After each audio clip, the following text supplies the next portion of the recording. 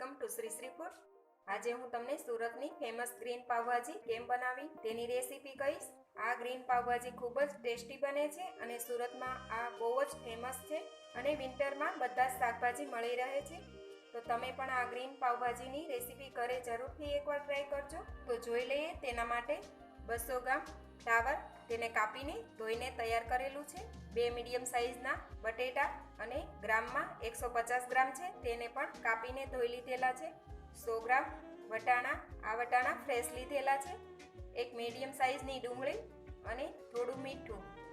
હવે કુકર લઈ તેમાં 1 કપ પાણી એડ કરેલું છે, તે ગરમ થઈ ગયું છે। હવે તેમાં 2 નંગ બટેટા કાપેલા છે તે એડ કરી દઈએ। વટાણા, 1 નંગ ડુંગળી, ફ્લાવર, 1 ચપટી મીઠું પણ આપણે સાથે એડ કરી દઈશું।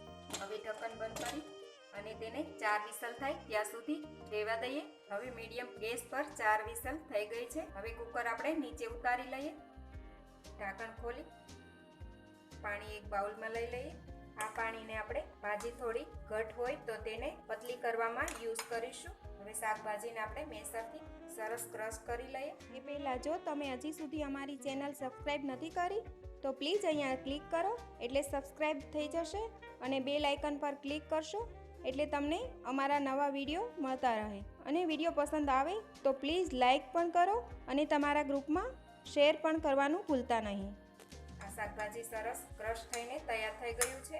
હવે આપણે પેસ્ટ બનાવી લઈએ। તો તેના માટે લીલી ડુંગળી 4 નંગ, તેના પાન લીધેલા છે।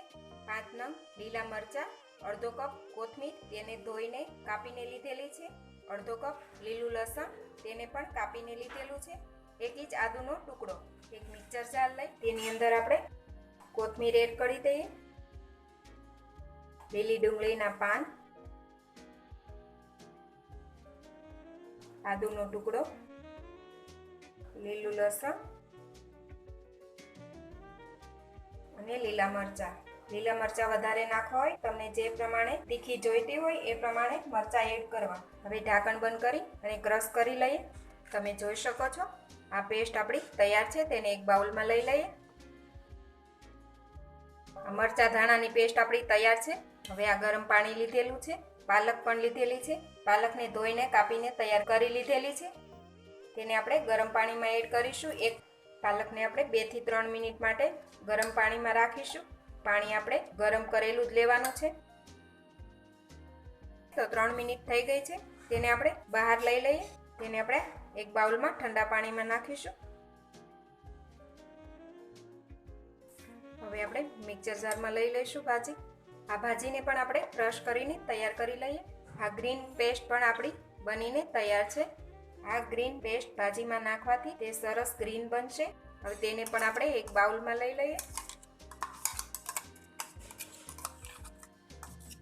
હવે એક કડાઈ લઈ તેમાં આપણે 2 ચમચી જેટલું તેલ એડ કરીશું અને 1 ચમચી બટર પણ એડ કરી દઈએ। હવે તેમાં 1 ચપટી હિંગ એડ કરી દઈશું। હવે તેની અંદર આપણે લીલી ડુંગળીનો જે આગળનો પાર્ટ હોય તે એડ કરીશું, અડધો કપ। હલાવી લઈએ।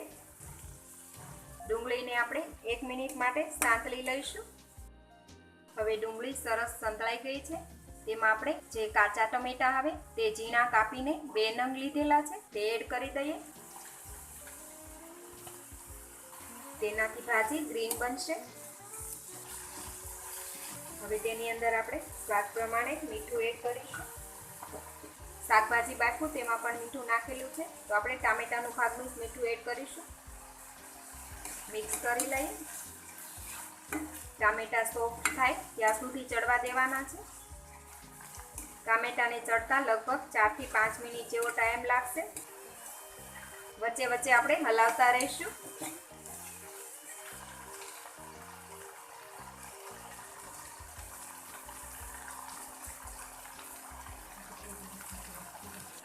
હવે 5 મિનિટ થઈ ગઈ છે, ટામેટા સરસ સોફ્ટ થઈ ગયા છે। હવે તેમાં આપણે કોથમીર મરચાંની પેસ્ટ એડ કરી દઈએ। બરાબર સરસ બધું મિક્સ કરી લઈએ। હવે આ પેસ્ટમાંથી તેલ અલગ થાય ત્યાં સુધી ચડવા દઈશું. વચ્ચે વચ્ચે આપણે હલાવતા રહીશું. હવે તમે જોઈ શકો છો એકદમ ગ્રીન કલર થઈ ગયો છે. તેલ પણ અલગ થઈ ગયું છે. આ પેસ્ટને આપણે સારી રીતે સાંતળી લેવાની છે, તેથી પાવભાજીનો ટેસ્ટ સારો આવશે. આ પેસ્ટ કાચી ન રહે તે ધ્યાન રાખવું. હવે તેમાં આપણે પાવભાજીનો મસાલો એડ કરીશું. 1 ચમચ મિક્સ કરી લઈએ. 1 મિનિટ માટે સાંતળી લઈએ. હવે તેમાં આપણે પાલકની પેસ્ટ એડ કરી દઈએ.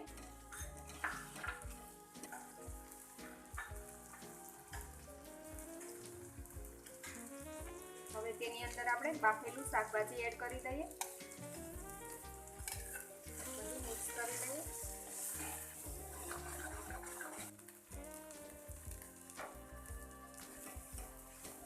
હવે જે શાકભાજીનું પાણી હતું તે પાલકના જારમાં નાખીને આપણે એ પાણી એડ કરીશું.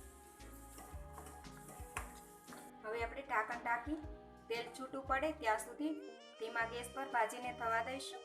વચ્ચે વચ્ચે આપણે આ રીતે ભાજીને હલાવતા પણ રહેવું.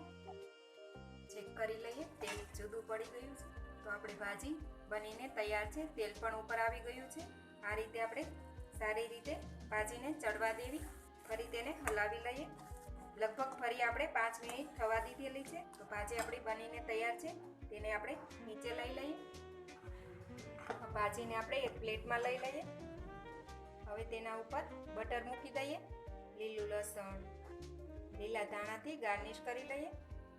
તો આપણી ગ્રીન ભાજી તૈયાર છે. તેની સાથે પાવને શેકીને તૈયાર કરેલા છે તે સર્વ કરીશું અને સલાડ. તો આ એકદમ અલગ ગ્રીન પાવભાજી જરૂરથી બનાવજો. તમે આ પાવભાજી એકવાર બનાવશો તો હંમેશા બનાવશો. એટલી ટેસ્ટી આ પાવભાજી બનશે. તો આ રીતે સર્વ થાય છે ગ્રીન પાવભાજી. તેની સાથે કોબી કાંદાનું સલાડ અને લીંબુ. તો આ ગ્રીન પાવભાજી તમે ઘરે જરૂરથી બનાવજો. તો આજની રેસીપી તમને જરૂરથી પસંદ આવી હશે. તો ફરી મળીશું એક નવી રેસીપી સાથે.